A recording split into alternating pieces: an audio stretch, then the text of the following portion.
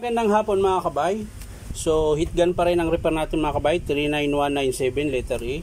Ganun pa rin ang modelo, still 670 pa rin. Ayan mga kabay, nakasaksak po yan. Ito mga kabay gumagana pero wala po siyang init na binubuga. Ayan po, hindi po siya nagbabaga kahit nakapon na po yung variable heating niya. Ayan, nakapon na po yan. Ayan. So wala po siyang baga oh. Wala po, hindi siya mainit. So tara mga kabay, titingnan natin kung anong dahilan. So yan mga kabay, nabuksan ko na. So diretso tayo kagad sa element.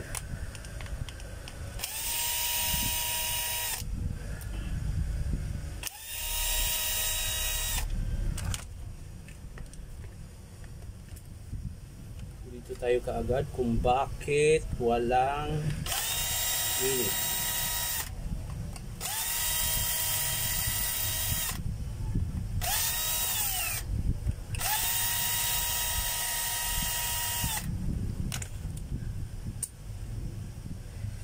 So yan mga kabay, binuksan ko na po siya, wala naman po siyang putol, tsaka gumagana naman po lahat.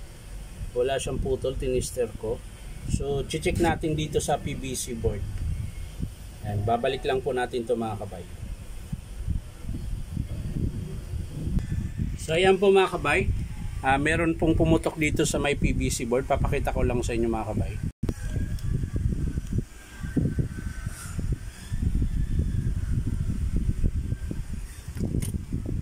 Ayan po. Yan. Yan po yung dahilan kung bakit. Ayan po. Ayan. Kaya ayaw po uminit dahil po yan pumutok. Ayan. Dito po sa diode na D3. Ayan. Yan po yung pumutok. Nga problema, parang nadamay ito mga kabayo. Doon po yung sumiklab. Ayan. So yan po yung dahilan kung bakit ayaw niyang uminit. Ayan. Hindi naman po tumagos dito. Doon lang talaga. Ayan. So yun lang po yung nakita kong dahilan kung bakit ayaw uminit. Ayan. Hindi naman siya naputol pero nangitim. Ayan. Yun. Susubukan kong hinangin mga kabay.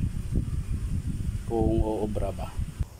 So yan mga kabay, sinubukan kong hinangin yung may pumutok pero wala pa rin talaga mga kabay oh.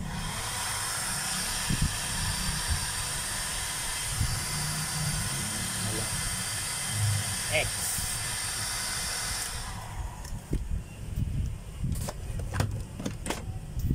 So yan mga kabay, magpapalit po talaga tayo dun sa PVC board. Ayaw po talaga gumana. Ayan. Hininang ko na po yung ito yung pumutok mga kabay. Yan. Tapos merong nagdikit dito, tinanggal ko yung pinagkahinang hinang niya. Ganon pa rin mga kabay, hindi pa rin siya gumana. So i-estimate natin dito mga kabay is PVC board. Ayan.